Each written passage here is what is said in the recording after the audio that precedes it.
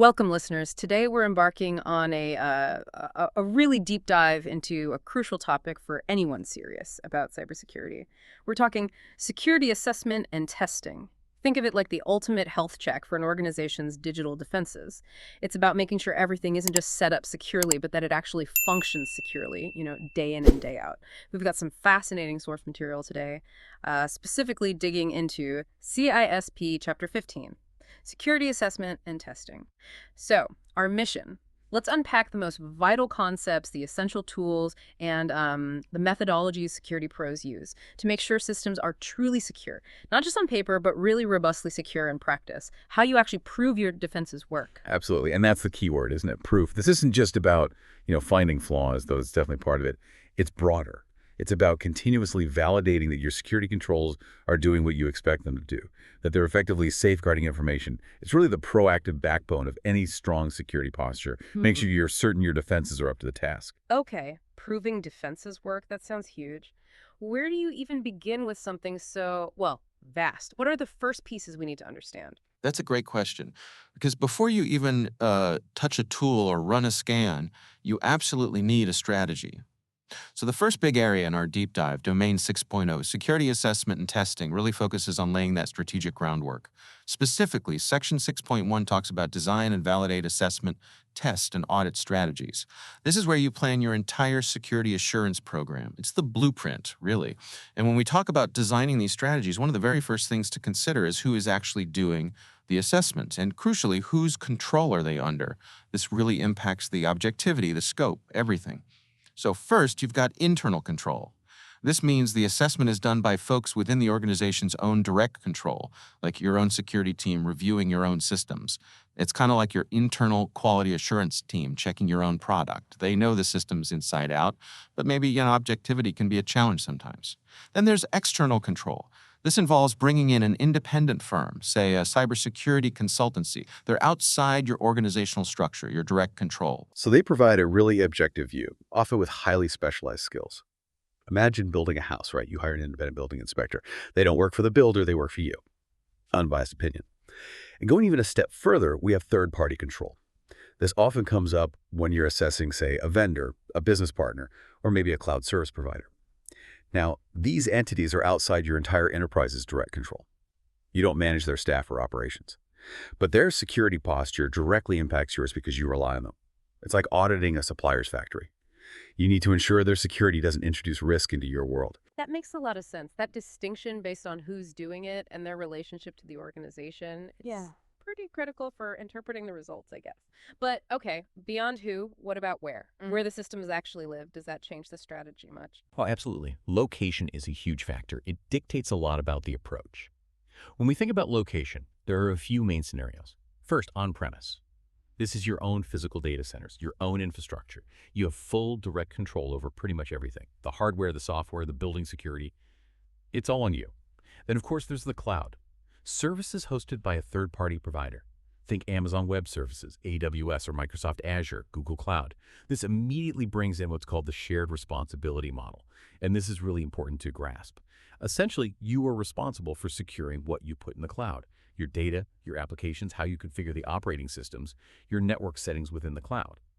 The cloud provider, on the other hand, they're responsible for securing the underlying infrastructure, the physical data centers, the network connecting them, the virtualization layer, the cloud itself. Understanding where that line is drawn is crucial. That shared responsibility thing, it always sounds like a potential minefield. Where do organizations most often trip up on their side of the responsibility? What are the real consequences we see? Oh, that's a sharp question. Yeah. And honestly, it's almost always configuration. People assume the provider handles everything. So they misconfigure storage buckets, making them public. Or they mess up identity and access management policies, leaving doors wide open. Or network security groups. The consequences, well, data breaches from that exposed storage, attackers waltzing in through weak authentication. We've seen massive data leaks, ransomware attacks, all stemming from misconfigurations in the cloud. It really hammers home. You still own the security of your stuff, even if it's in their cloud. And then Very commonly, we see hybrid environments. A mix of both on-premise systems and cloud services is super common today, right? But it adds complexity. You gotta ensure consistent security policies, consistent controls, consistent monitoring across these totally different environments. You can't leave gaps where they connect or where data moves between them. Okay, so it's like picking the right tool, knowing the Yeah. job, and knowing exactly where that job is happening, your place, their place, or kind of bridging the two. With all these variables, strategy, control, location, how does this all come together? How do you build a cohesive program out of this? It seems like a lot to juggle. Exactly. And that leads us straight into building a security assessment and testing program. This isn't just a one-off project. It's really seen as the cornerstone maintenance activity for any serious information security team. It's ongoing, cyclical. The goal is to make sure those digital defenses stay effective over time. And this program usually has three main pillars, three major components. You've got security tests, security assessments, and security audits. Let's break those down because they sound similar, but their purposes are quite distinct. First, security tests. These are the very hands-on technical checks. You're verifying if a specific control is actually working correctly. Think automated scans, maybe tool-assisted penetration tests, or even manual attempts to bypass a control. The goal is super specific. Does this defense actually stop this attack? Does it detect this vulnerability? It's direct validation, like trying a wrong password to see if the login fails. Okay, then security assessments. These are broader, more comprehensive. They review a whole system security posture, or maybe on applications. They identify vulnerabilities, sure, but also potential compromises. And then they provide detailed recommendations for fixing things, specific steps. Think of it less like a pass-fail test and more like a detailed health report for your system. And the key output is usually an assessment report. This is crucial because it's often aimed at management, written in fairly non-technical language. And it concludes with specific, actionable advice, a roadmap for improving security. And finally, security audits.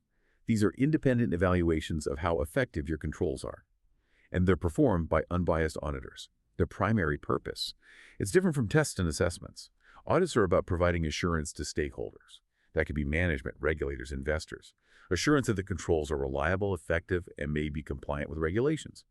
Unlike tests and assessments for internal improvement, audits demonstrate effectiveness to a wider, often external audience. And the independence of the auditor, absolutely paramount. Right, that independence factor. It feels like audits are often seen as the official verdict for outsiders. Does that sometimes create a risk? Like, organizations might just focus on ticking the boxes to pass the audit, rather than genuinely improving security beyond what the audit covers. That's a really insightful point. Yes, there's absolutely a risk of what people call audit fatigue, or developing a checkbox mentality. The goal becomes just satisfying the auditor, passing the test, rather than achieving true, deep security resilience. A mature security program, though, uses audits as just one input. They leverage that independent verification to reinforce a cycle of continuous improvement. The audit isn't the end goal. It's a validation point along the way. Now, when it comes to actually scheduling these security tests, security managers have to weigh several important factors. They need to be effective, provide value, but also critically not disrupt normal business operations too much. So first, you look at the availability of security testing resources. Do you have the people, the tools, the budget? Pretty basic, but essential. Then the criticality of the systems and applications. How vital is this thing to the business? A payment system processing millions. That needs way more frequent, rigorous testing than, say, an internal company blog. The impact of failure is just so different. Closely tied to that is the sensitivity of information contained. Are we talking PII, personally identifiable information? PHI, protected health information. Classified data. Higher sensitivity equals higher testing priority, almost always. We also consider the likelihood of technical failure or misconfiguration. How prone is this specific control to breaking or being set up wrong? Some things are just trickier than others. And then the risk that the system will come under attack. Is it a known target? Is it facing the public internet? Highly exposed systems need more attention. The rate of change is also huge. Systems that change frequently, maybe weekly software deployments in a DevOps environment, need more frequent testing. Why? Because every change could introduce a new vulnerability. And along those lines, any other significant changes in the technical environment matter too. New integrations, hardware upgrades, network changes, these can all create new, unforeseen weak spots. And practically speaking, you have to consider the difficulty and time required to perform a control test. Some tests are just complex and take ages. And, maybe most importantly for the business, what's the impact of the test on normal business operations? Could the test itself cause downtime or disrupt service? If yes, you've got to schedule it very carefully. Off-peak hours, plan maintenance windows, whatever minimizes that business hit. Now, a really crucial point, when designing a comprehensive strategy, you often blend approaches. You might have frequent automated tests, quick checks, maybe daily or weekly, supplemented by less frequent, but much deeper, manual tests. For example, that credit card system. Maybe nightly automated vulnerability scans, VS, we often say quick alerts for new issues. But then, maybe once a year, you bring in external consultants for a full manual penetration test or pen test. It's kind of layered approach. It balances cost, disruption, and how thorough you are. You get broad coverage and deep dives. That makes a ton of sense. Balancing the robot efficiency with human brains and intuition. So, okay, the tests are run. What about the output? You can't just run them and, file the report away, right? What happens next? Precisely. You absolutely cannot just run scans and forget them. It is vital, absolutely vital, to carefully review the results. Automated tools, they're powerful, yeah, but they often spit out raw data. It needs human interpretation. Is this finding real? Is it a false positive? An experienced analyst needs to look at it. And if a genuine issue is detected, it needs to trigger immediate action. Maybe an alert pops up, maybe an email goes out, maybe it even automatically opens a trouble ticket in the IT help desk system. The specific action depends on severity and how things are set up, but the point is, you don't just scan, you act on the findings, systematically, promptly. We touched on security assessments earlier, saying they're broader than just tests. Can we dive a bit deeper there? What does an assessment actually involve? What's the tangible result? Absolutely. Let's get into security assessments. As we said, they are comprehensive reviews. Typically, a trained security pro will meticulously go through a system, an application, maybe even a whole environment. They're looking for vulnerabilities, signs of potential compromise, and then critically, they provide detailed, specific recommendations for remediation, how to fix things. It's about getting that full picture of the security landscape and figuring out where the weaknesses lie and what to do about them.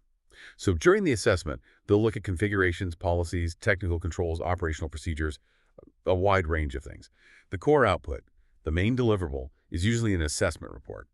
And this report is key. It goes to management, often written in non-technical language, translating technical risks into business impact. And doesn't just list problems. It concludes with specific actionable recommendations. It's basically a roadmap for improvement. As for who does them, it can be internal teams, or you can outsource it to a third party with specialized skills. Depends on resources, objectivity, needs, expertise required. You mentioned NIST SP 800-53A in the source material. That sounds official. What exactly is NIST SP 800-53A, and how does it actually help with these assessments? Right, NIST SP 800-53A. That's National Institute of Standards and Technology Special Publication 800-53A. Yes, sounds very official, and it is quite important. It's a key publication from NIST, and it outlines best practices for conducting security and privacy assessments of information systems. It provides a really structured, rigorous framework. It helps you assess how well security controls are implemented, if they're operating as intended, and if they're producing the desired outcome. Under NIST SP 800-53A, they break down assessment objects, the things you're assessing, into 4 key components. This ensures a really thorough review, looking at controls from all angles. First, you have specifications. These are all the documents. Think policies, procedures, requirements, documents, design specs. An assessor might review, say, your access control policy. Is it clearly written? Does it cover what it needs to? Second, mechanisms. These are the controls themselves, implemented in hardware, software, or firmware. The technical stuff. An assessor might check a firewall rule set or verify encryption settings in an application. Is it configured correctly? Third, activities. These are the actions people take: performing backups, reviewing logs, handling security incidents. The assessor might actually observe staff performing a backup. Are they following the documented procedure? And fourth, individuals. These are the people implementing the specs, operating the mechanisms, performing the activities. The assessor might interview them. Do they understand their roles? Do they know the procedures? Are the controls actually effective in practice, according to the people using them? An interview might reveal, for instance, that a documented procedure looks great on paper, but nobody actually follows it. Okay, so it's a really holistic framework. Specs, mechanisms, activities, individuals. It covers the documentation, the tech, the actions, and the people. Ensures you don't miss anything. Got it. And then we have security audits again. How do they fundamentally differ from assessments and tests? You made a good distinction earlier, but let's reinforce that. They often get confused. You're right, they do often get confused, but that distinction is really crucial for understanding their value. Security audits, while they might use similar techniques reviewing logs, checking configurations, their purpose is fundamentally different. Audits provide an impartial, unbiased view of the security state. Their primary goal isn't just internal improvement. It's about performing evaluations to demonstrate the effectiveness of controls to a third party. And the absolute key principle here is independence. Think about it. The team that designs, builds, and runs the security controls, they have an inherent conflict of interest when evaluating their own work. Auditors must be independent to ensure their findings are objective and credible. That independence is what gives an audit report its weight, especially for external parties. So consequently, audit reports are usually aimed at different audiences: the board of directors, maybe government regulators, external investors, people who need that independent assurance. And there are three main flavors of audits: internal, external, and third party. Internal audits, done by the organization's own internal audit team. But crucially, they're usually structured to be independent from the departments they audit. The chief audit executive, the CAE, often reports directly to the board, not through the normal management chain. Ensures some impartiality. They're mainly for internal use, helping management improve things. External audits, performed by an outside auditing firm. Think the big names like Ernst & Young, Deloitte, PricewaterhouseCoopers, KPMG, the Big Four. These provide a very high degree of external validity because the auditors are completely independent. Their reports are generally accepted by investors, regulators, and so on. High credibility. And third-party audits. These are conducted by or on behalf of another organization. A classic example: a regulator audits a company, or maybe a large customer audits one of its key service providers, like a cloud provider. The entity initiating the audit usually picks the auditors and defines the scope because they have a direct interest in that provider's security. That breakdown, internal, external, third party, is super helpful, especially understanding who the report is for and who's really in the driver's seat for the audit. The source mentioned a real-world case: government auditors discovering air traffic control security vulnerabilities. Wow, that sounds pretty serious given the implications. It's extremely significant, yeah. Back in 2015, the U.S. Government Accountability Office, the GAO, it's often called, they're a nonpartisan agency that audits federal spending and performance. They released a really critical report. The title basically said it all: Information Security. FAA needs to address weaknesses in air traffic control systems. And the findings. They were quite alarming, frankly. The audit found that the Federal Aviation Administration, the FAA, had significant systemic security weaknesses. Weaknesses that, according to the GAO, genuinely threatened the safety and the continuous operation of the National Airspace System, the NAS. These included major problems with controlling who could access computer resources, how users were identified and authenticated, encrypting sensitive data, and effectively monitoring what was happening on FAA's critical systems. You can imagine the potential consequences if those systems were compromised. So the report didn't just point out problems. It made 17 specific recommendations for improving security controls to better protect the integrity, the availability of the entire air traffic control system. It's a stark reminder, isn't it? Audits aren't just about corporate compliance. They play a vital role in national security, public safety, areas where cybersecurity failures can be catastrophic. Wow. Yeah, that definitely puts the real-world impact into sharp focus. And the material also mentioned when audits go wrong, example, Enron. That's a name everyone recognizes, mostly for the wrong reasons. Shows the stakes involved, I guess. Yes, the Enron case. It's a classic cautionary tale. It highlighted the absolute critical importance of auditor independence and integrity. The Big Four firm Arthur Andersen, which was huge at the time, essentially collapsed after being implicated in the Enron Corporation scandal back in 2001. Enron, this massive energy company, filed for bankruptcy because of systemic accounting fraud in Arthur Andersen. They were convicted of obstruction of justice for shredding documents related to their Enron audits. Now, that conviction was later overturned by the Supreme Court on technical grounds, but the damage was done. The firm effectively dissolved, loss of trust, clients fled. It really underscored that auditors have to be independent. They have to maintain the highest ethical standards. Their role is built on trust.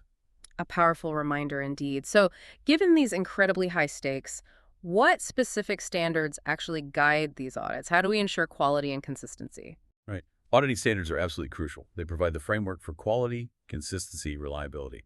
Several key ones are used. One major one is COBIT, pronounced COBIT. That stands for Control Objectives for Information and Related Technologies. COBIT is a widely respected framework for IT governance and management. It gives organizations a set of common requirements, focusing on what control objectives need to be met for good IT governance. It's maintained by ISACA, often pronounced ISAC, the Global IT Governance Association. Another big one, internationally recognized, is ISO 27001.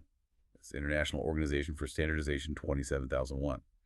This standard describes a systematic approach for setting up and managing an information security management system, and ISMS organizations can actually get certified compliant with ISO 27001. That's the way they demonstrate a formal commitment to security best practices to clients and partners. And then we have SOC engagements. These stem from the American Institute of Certified Public Accountants, the AICPA. They establish standards for what are called attestation engagements, specifically Statement on Standards for Attestation Engagements 18, or SSAE 18. This provides a common standard for auditors when they're assessing service organizations. SSAE 18, along with its international counterpart ISAE 3402, International Standard on Assurance Engagements 3402, are the basis for what we commonly call System and Organization Controls Audits, or SOC audits, pronounced SOC audits. And these SOC audits come in three main flavors, each serving a different purpose. SOC1 engagements. These focus specifically on the service organization's controls that could impact a customer's financial reporting. So this report is really for the customer's financial auditors. It helps them understand how the service provider's controls affect their clients' financial statements. SOC2 engagements. These are broader. They assess controls related to security, availability, processing integrity, confidentiality, and privacy of information. The trust services criteria. These are much more technical. And importantly, SOC2 reports are confidential. They're usually only shared outside the organization under a non-disclosure agreement, an NDA, because they contain sensitive technical details, and SOC3 engagements. These are similar in scope to SOC2. They cover those same trust services criteria. But the key difference is that SOC3 reports are intended for public disclosure. They provide a general overview confirming compliance, but without all the detailed technical findings you'd see in the SOC2, often used for marketing or general assurance. That's a really clear breakdown of the SOC reports. Now, within those, you mentioned Type I versus Type 2. Can you explain the real significance there? Why is that distinction so critical for someone, say, evaluating a cloud provider? Excellent question. That Type I versus Type 2 distinction is hugely important. The Type I report basically gives the auditor's opinion on two things. First, is management's description of the controls accurate? And second, are those controls suitably designed to achieve their objectives? But, and this is key, it's only looking at this at a specific point in time, a snapshot. It's like looking at the blueprints for a building. Does the design look good on paper right now? It doesn't say if the building was actually built well or if it's standing up to the weather. A Type 2 report, however, goes much further. It provides an opinion on the operating effectiveness of those controls over an extended period of time, typically at least 6 months. So, the auditor doesn't just check the design. They actually perform independent tests to verify that the controls have been functioning properly in practice, day in and day out over that period. That's why Type 2 reports are considered significantly more reliable. They include that independent testing of operating effectiveness. They confirm the building wasn't just designed well, but is built soundly and has been working effectively for a while. So for you, the listener, evaluating a service provider, a Type 2 report gives you way more assurance.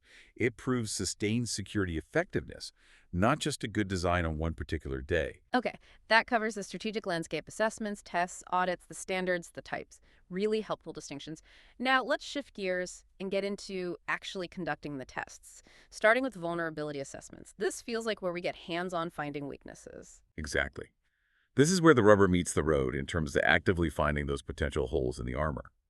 Vulnerability assessments are, well, they're one of the most fundamental tools for any security pro. They mainly involve using automated tools, vulnerability scanners, and sometimes manual techniques like penetration tests to identify technical vulnerabilities, flaws that could potentially be exploited by an attacker. The overall goal is simple. Find the weaknesses in systems and controls, and then help create a clear roadmap for fixing them, prioritizing the most critical ones first. Now, to make sure everyone in the security world is speaking the same language when talking about these vulnerabilities, we use a common set of standards. These come from NIST's Security Content Automation Protocol, or SCAP, pronounced SCAP.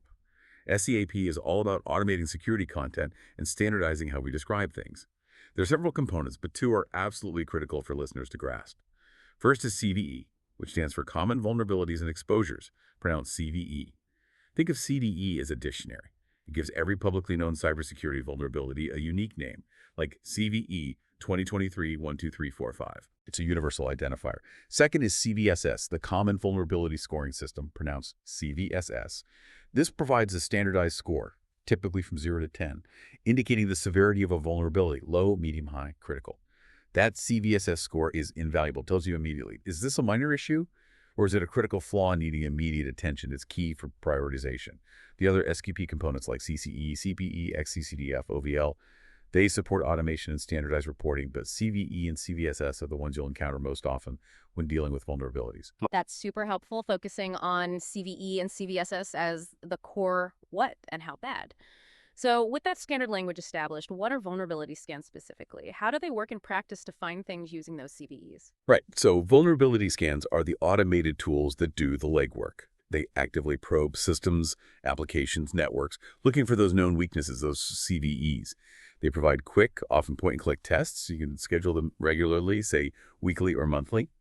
While they're great for rapidly identifying common issues, they often need some manual follow-up, maybe to investigate a complex finding or to confirm if a potential vulnerability is actually exploitable to rule out false positives. Now, vulnerability scans generally fall into four main categories, each with a slightly different focus. The first is network discovery scanning. This is like reconnaissance. Its job is to map out a network, find live IP addresses, see which ports are open on those devices, and identify the services running on those ports. It basically gives you an inventory of what's active and visible on your network, what's potentially exposed. The most famous tool for this is probably Nmap, which stands for Network Mapper. It's a powerful open-source tool very widely used. When Nmap scans a target, it reports the state of each port it checks. An open port means something is actively listening for connections there, like a web server on port 80. A closed port means the port is reachable, the system responded, but no application is using it right now. A filtered port is interesting. It means Nmap couldn't determine the state, likely because a firewall or some other filter blocked the probe.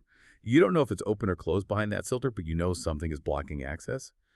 Understanding these states, open-closed filter gives you an immediate security snapshot of a device's network exposure.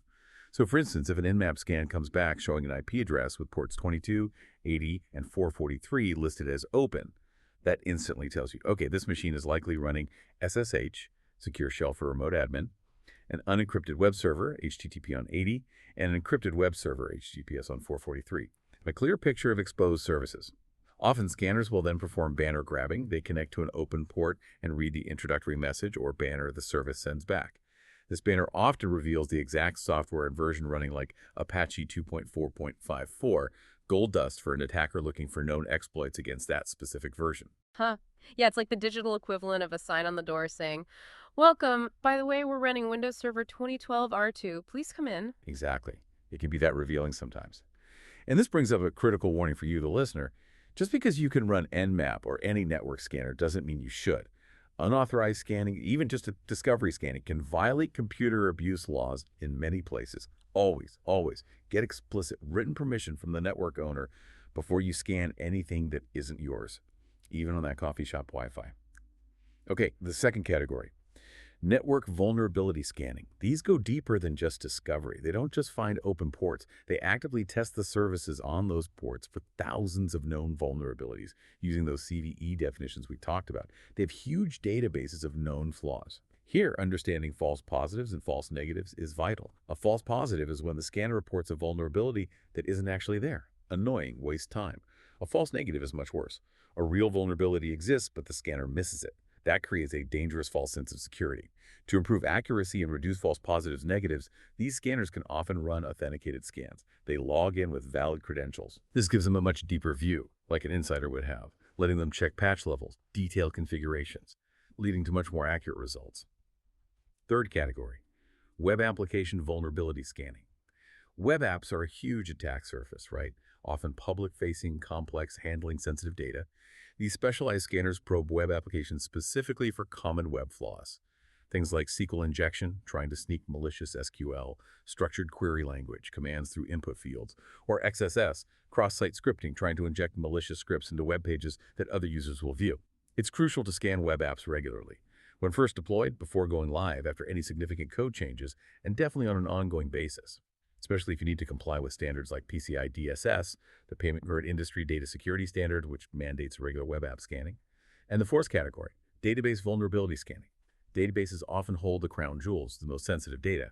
These scanners focus on finding vulnerabilities within the database systems themselves, misconfigurations, weak passwords, missing patches specific to the database software. While databases are often behind firewalls, attackers might pivot from a compromised web app to attack the back-end database. So direct database scanning adds another important layer of defense verification. Wow, okay. Network discovery, network vulnerability, web app, database, so many angles to cover. It's clear finding them is step one. But what happens then? You find all these potential holes. What's the process for dealing with them? It can't just be a giant list of problems. No, absolutely not. Finding them is just the start.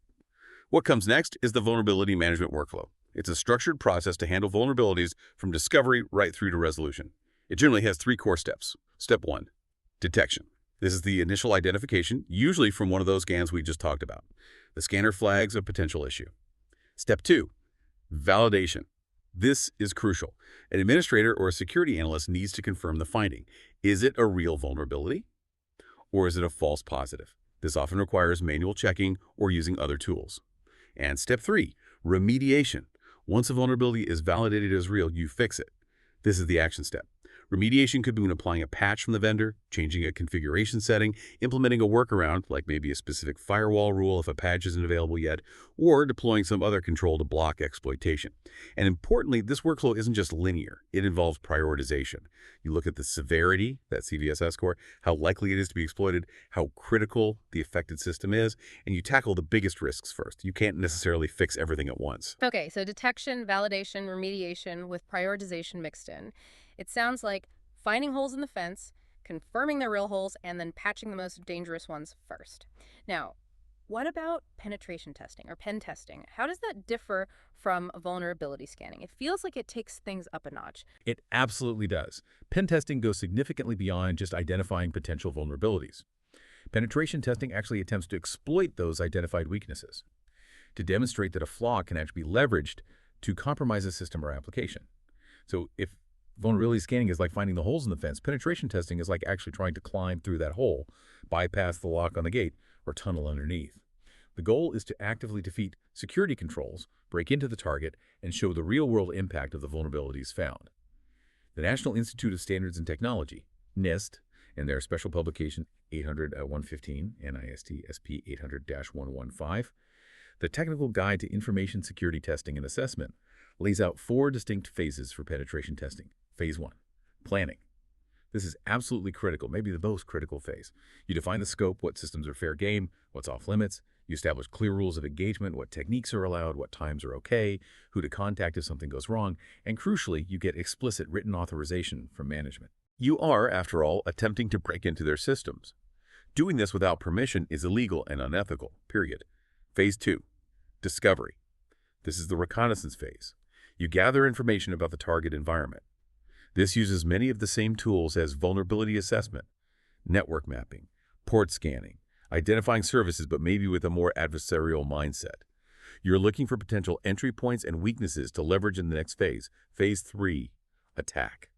This is where the testing part of penetration testing really happens. The testers use manual techniques and automated exploit tools to try and defeat security controls and gain unauthorized access. They might try to exploit vulnerabilities found during discovery, crack passwords, escalate privileges. This is where they prove whether the holes can actually be used to get inside. And phase 4, reporting. After the attack phase, whether successful or not, the testers compile a detailed report. It summarizes what they did, what they found, which exploits were successful, what level of access they gained, and critically provides concrete recommendations for fixing the vulnerabilities and improving security. And there's often a loop, right? During the attack phase, you might discover new information or access, which sends you back to discovery to explore further, potentially leading to new attack vectors. It's often cyclical. That planning phase, wow, it sounds like the absolute bedrock. Getting that scope and authorization right seems paramount, especially if you're simulating attacks that could theoretically cause real disruption. What are the biggest pitfalls there? That's a fantastic point. And yes, planning pitfalls are common. The biggest challenge often is setting crystal clear boundaries and managing expectations effectively. Defining scope, precisely what specific IP ranges, applications, domains are in, and just as importantly, what's out. You absolutely don't want to accidentally stray into testing a critical production system that wasn't agreed upon. Another challenge is agreeing on the rules of engagement. What happens if the testers do cause an outage? What techniques are forbidden, like maybe denial of service attacks? Who is the emergency contact? Defining success is also key. What constitutes a successful breach for this test? It really requires deep communication, trust, and a solid contractual agreement between the testers and the organization being tested. Now, in the attack phase, penetration testers often use powerful frameworks to help them. A very common one is the Metasploit framework, pronounced Metasploit. Metasploit automates many common exploits against known vulnerabilities. It has a huge library of attack modules. It provides a scripting interface, allowing testers to chain attacks together, saving a lot of time compared to manually crafting every exploit. It's also important to understand that pen tests can be done with different levels of prior knowledge about the target. This leads to different types of tests. First, you have a white box penetration test. Here, the testers have detailed information beforehand: network diagrams, source code, admin credentials, configurations, everything. This allows for very focused testing, hitting specific areas deeply, and it drastically cuts down the time needed for discovery, sometimes called a known environment test. Then there's a gray box penetration test. In this scenario, the testers have some knowledge. Maybe they have standard user credentials or basic network diagrams, but not full admin access or source code. This simulates maybe an insider threat or an attacker who has already achieved some initial foothold. It balances the efficiency of white box with the realism of black box, sometimes called a partially known environment test. And finally, a black box penetration test. Here, the testers start with zero prior information, just like a real external attacker would. Maybe just the company name or a website URL. They have to perform all the reconnaissance from scratch to discover the attack surface. This is great for testing perimeter defenses and how well the organization detects unknown external threats, called an unknown environment test. Okay, so the color white, gray, black indicates the tester's starting knowledge. Full knowledge, none, or somewhere in between. Makes perfect sense for simulating different threat actors. Now, what about breach attack simulations, or BAS? That sounds pretty advanced, maybe even futuristic. It is quite advanced, yeah. Breach attack simulations, or BAS, pronounced BAS, platforms aim to automate aspects of penetration testing, but with a twist. They're designed to continuously test your security controls by injecting simulated threat indicators into your systems and network. The key difference from a traditional pen test is that BAS usually doesn't conduct actual exploits that compromise systems or exfiltrate data. Instead, they simulate the behaviors of an attack, maybe trying to download a known malicious file pattern, setting reconnaissance packets, attempting command and control communication. The goal is to see if your existing security tools, your firewall, your EDR, your SIEM, actually detect and block these simulated malicious activities. It's like running continuous automated drills for your defenses against known attack techniques without the risk of a real breach during the test itself. That's really clever. Simulating the attack pattern without the actual payload, like running fire drills constantly to make sure the alarms work and people know the escape routes. What about compliance checks? Are they considered a form of security testing, or are they something else entirely? That's a good question. They are definitely part of the broader security assessment and testing landscape, yes. Compliance checks are all about ensuring an organization meets its specific regulatory or contractual obligations. Think IPOL for healthcare, GDPR for privacy, PCI DSS for payment cards, SOX for financial reporting, or even internal corporate policies. These checks verify that the specific security controls mandated by those regulations or standards are actually in place, configured correctly, and operating effectively.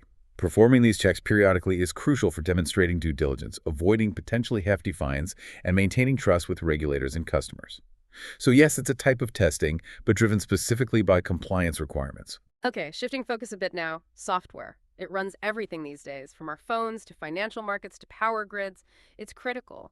How do we specifically test the security of software itself? Testing software security is absolutely paramount, you're right. Applications often handle the most sensitive data and perform business-critical functions. A security failure in software can be devastating. A core principle in secure software design is making sure it handles unexpected inputs and situations gracefully without crashing or opening up security holes.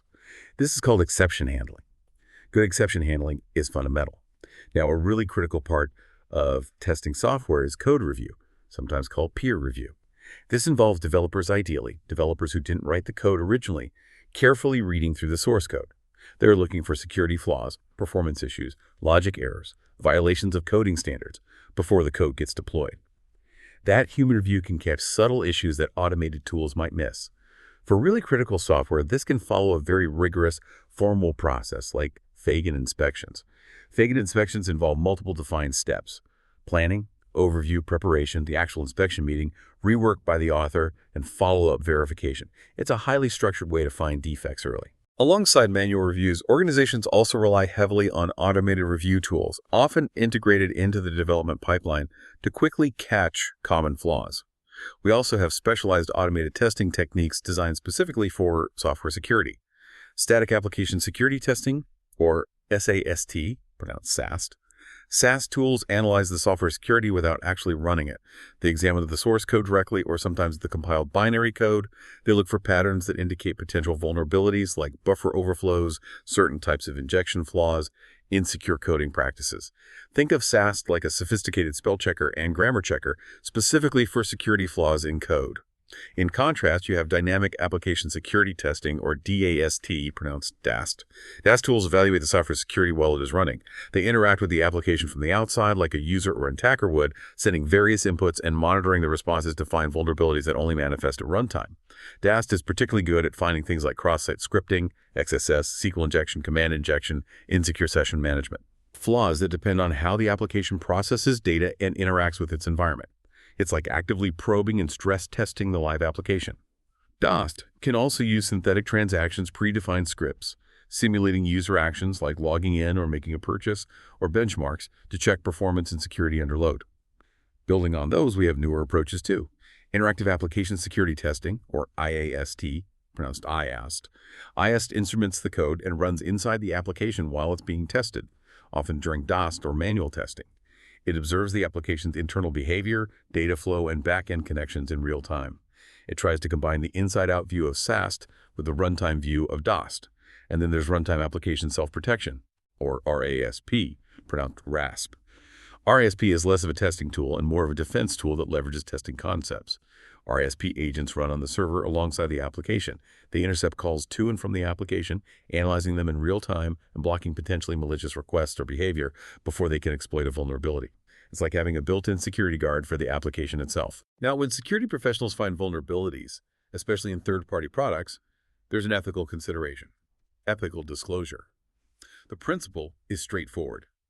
You should notify the vendor privately first, giving them a reasonable opportunity to develop and release a patch or fix before you publicly announce the vulnerability. This minimizes the risk to users who might be exposed if the vulnerability details were released prematurely. Public disclosure should generally only happen if the vendor is unresponsive or refuses to fix a serious issue after a reasonable time. And one more fascinating software testing technique: fuzz testing, or fuzzing. Fuzz testing is a specialized dynamic testing technique. It bombards the software with massive amounts of malformed, unexpected, or random data as input. The goal is to stress its input handling capabilities and uncover hidden flaws or crashes. Think of it like throwing everything except the kitchen sink at the program's input fields to see what makes it break or behave strangely. It's surprisingly effective at finding certain types of bugs, like buffer overflows. There are different kinds: mutation, dumb. Fuzzing just takes valid inputs and randomly modifies them, flips bits, changes characters. Generational intelligent fuzzing understands the expected input format and creates invalid inputs that are more likely to trigger edge cases. Fuzzing is powerful, but not a silver bullet. It might miss complex logic flaws. It's usually used alongside other testing methods. Fuzzing. That sounds chaotic but effective, like deliberately trying to confuse the software to see where its limits are. Very cool. Okay, let's talk about interface testing. Modern software isn't usually one big blob, right? It's lots of pieces talking to each other. What does testing those connections involve? You nailed it. Interface testing is absolutely critical, precisely because modern systems are so interconnected. They're often complex ecosystems of different components, services, and systems that need to communicate reliably and securely. If those interfaces, the points where they connect and exchange data, aren't tested properly, the whole system can be at risk, even if the individual components are secure on their own. We generally think about four main types of interfaces that need security testing. First, application programming interfaces, APIs, pronounced API. APIs are the standardized contracts that allow different software modules or services to interact, often over a network. Think of how your mobile banking app talks to the bank's back-end servers. Developers must rigorously test APIs to ensure they properly authenticate requests, authorize actions, validate input, and don't leak sensitive data. APIs are a huge attack surface today. Second, user interfaces, UIS, pronounced UIA. This includes the graphical interfaces we click on, GUIS, GUIs, and also command line interfaces. UI testing focuses on ensuring users can interact with the software securely. Does it validate input correctly? Can a user trick the interface into doing something malicious? Does it handle errors securely without revealing too much information? Third, network interfaces. This covers how systems connect and communicate over networks: local area networks, LANs, wide area networks, WANs, the internet. Testing here involves validating the robustness of network connections, ensuring data is transmitted securely, think encryption like TLS/SSL, checking that proper network protocols are used, and verifying error handling for network issues. And finally, sometimes overlooked but critical in certain domains, physical interfaces. These exist when software interacts with the physical world, controlling machinery, reading sensors, actuating devices. Think industrial control systems or medical devices. Testing these requires extreme care because software flaws here can have direct, potentially dangerous physical consequences. Incorrect commands could damage equipment or even cause harm. Right, so if the pieces can't talk to each other securely, the whole structure is weak. Makes sense. What about misuse case testing? The name alone sounds intriguing, like you're intentionally trying to break the rules. That's exactly the idea. Misuse case testing, sometimes called abuse case testing, is about thinking like an attacker. Instead of testing the happy path, how the software should be used, you explicitly test how it might be misused or abused. You evaluate the software's vulnerability to known risks and anticipated malicious actions. The process usually starts by identifying potential misuse cases based on the application's functionality. What would an attacker try to do? Examples: trying to withdraw more money than available, trying to view someone else's data, trying to bypass payment steps, manipulating input fields to cause errors or gain unauthorized access, like SQL injection attempts. Once you've identified these potential misuse scenarios, you actively try to execute them using manual or automated techniques to see if the software correctly prevents the abuse. It's proactive defense by anticipating the offense. Thinking like a hacker, but for good. I like it. And test coverage analysis. How do you actually measure how much testing you've done? How do you know when you're done testing? That's the million-dollar question, isn't it? Are we done testing yet? Test coverage analysis provides metrics to help answer that, or at least quantify how much testing has been done. It helps determine the degree to which the software has been exercised by the tests. It's a way to measure thoroughness and identify areas that might have been missed. A very basic formula might be test coverage, number of use cases tested. The total number of use cases, 100. But it gets more sophisticated. We often talk about code coverage criteria. There are several common ones. Branch coverage. Has every possible branch in the code, like the if and else parts of a condition, been executed by the tests? Condition coverage. Has every Boolean condition been tested for both true and false outcomes? Function coverage. Has every function or method in the code been called at least once? Loop coverage. Have loops been tested for 0 iterations, 1 iteration, and multiple iterations? Statement coverage. Has every single line of executable code been run at least once during testing? Achieving high coverage doesn't guarantee 0 bugs, but it increases confidence that you haven't left large parts of the code completely untested. Okay, so it's about systematically checking if you've exercised all the different parts and paths in the code. Makes sense for ensuring thoroughness. What about website monitoring? How does that fit into the security testing picture? Is it testing or more like operational awareness? It's a bit of both, actually. Website monitoring serves multiple purposes, including identifying potential security issues, managing performance, and troubleshooting problems.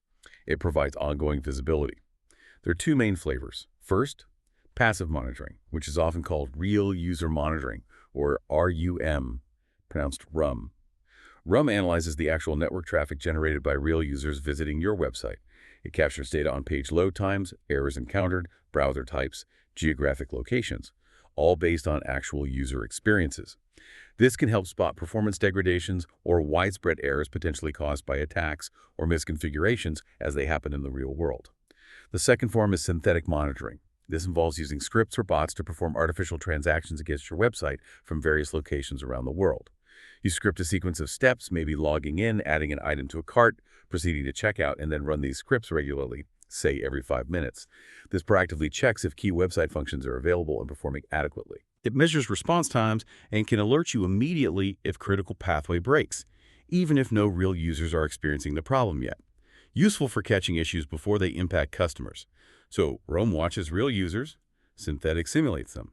Both provide valuable data for performance and availability, which are key aspects of security, specifically the A and CIA availability. Right, one observes reality, the other simulates it proactively. Both seem super useful for keeping things running smoothly and securely.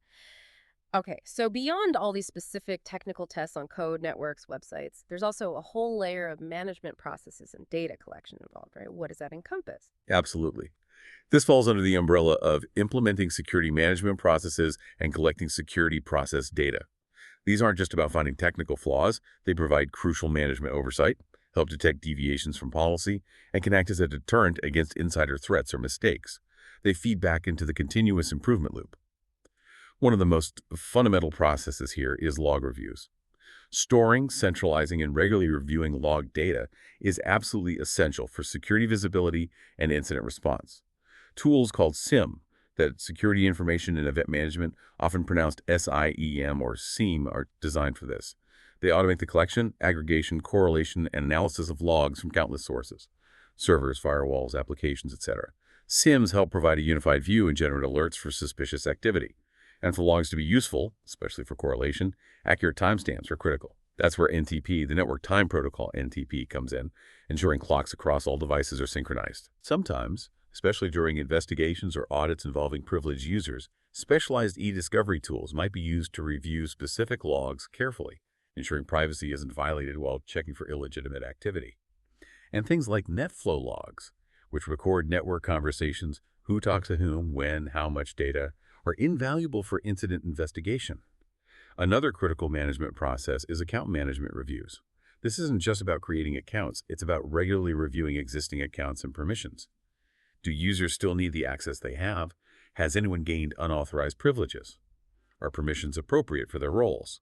This prevents privilege creep and ensures the principle of least privilege is maintained. Typically, managers might periodically review lists of users with privileged access, compare them against approvals, and revoke unnecessary permissions.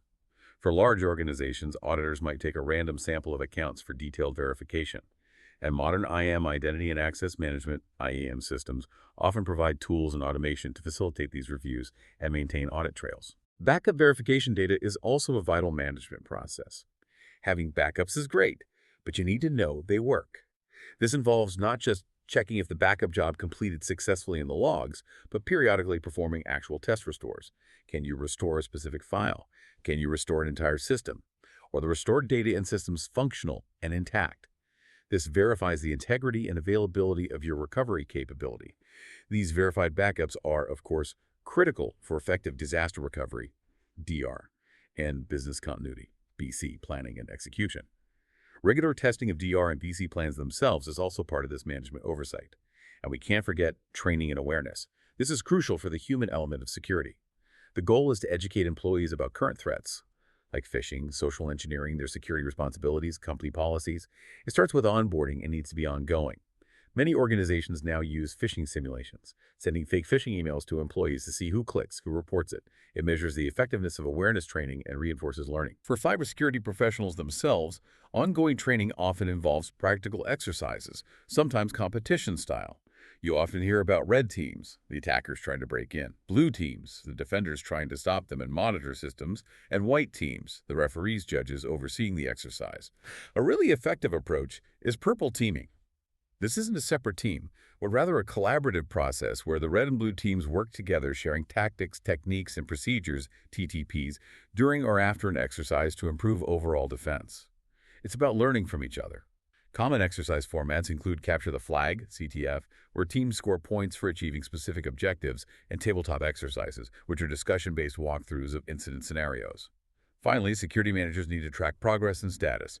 They monitor key performance and risk indicators, KPIs and KRIs, often presented on dashboards.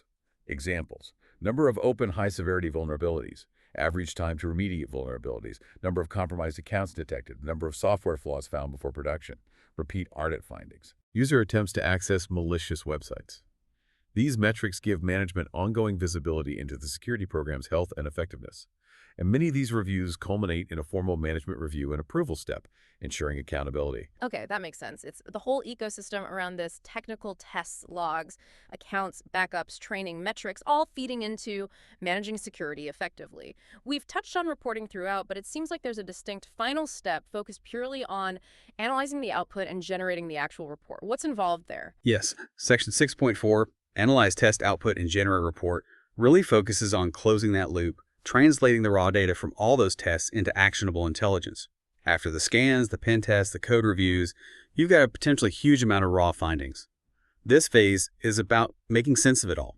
The primary goal driving this analysis is enabling remediation. Based on the validated findings, vulnerabilities get prioritized and fixed. That's the direct action to improve security posture, applying the patch, changing the config, etc. But sometimes you can't immediately fix something. Maybe a patch isn't available yet, or fixing it would break a critical business process, or the risk is deemed very low. In these cases, a formal exception handling process comes into play. You need to document the vulnerability, explain why it can't be fixed immediately, outline any compensating controls or mitigation strategies you're putting in place, assess the residual risk, and get formal approval from management to accept that risk for a defined period. It's about transparency and accountability for known, unfixed issues.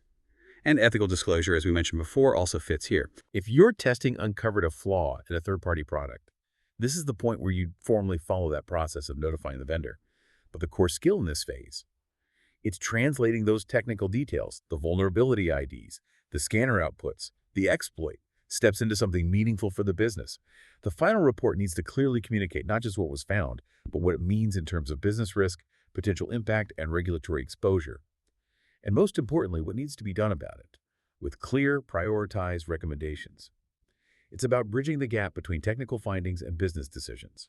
And finally, the outline revisits audits again in 6.5. Conduct or facilitate security audits. Is this just summing up or adding something new? It's primarily a reinforcement, yeah. It brings the audit piece back into the flow, emphasizing that conducting or facilitating audits, whether internal, external, or third-party across all environments, on-prem, cloud, hybrid, is a key part of the overall security management process. It just reiterates that the key differentiator for audits remains their independent, unbiased nature, providing that crucial assurance to stakeholders. It highlights auditing as an ongoing necessary function within the larger assessment and testing strategy. Okay. And there was also that quick mention of Domain 8.0 software development security, specifically Section 8.2.9 on application security testing. Is that introducing a whole new domain or just linking back? It's mostly linking back and reinforcing a key concept. It highlights that the software testing techniques we dove into, SAST, DAST, IST, aren't just standalone activities performed by a separate testing team after development is done. Instead, they're fundamentally applied within the software development lifecycle and ecosystem. It emphasizes the modern approach of shifting left, integrating security testing early and often throughout development. The goal is to identify and fix security flaws as code is being written, not just finding them at the end. This section also mentions software composition analysis, or SCA.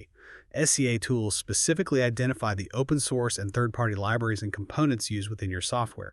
This is crucial because those components often have their own known vulnerabilities, CVEs.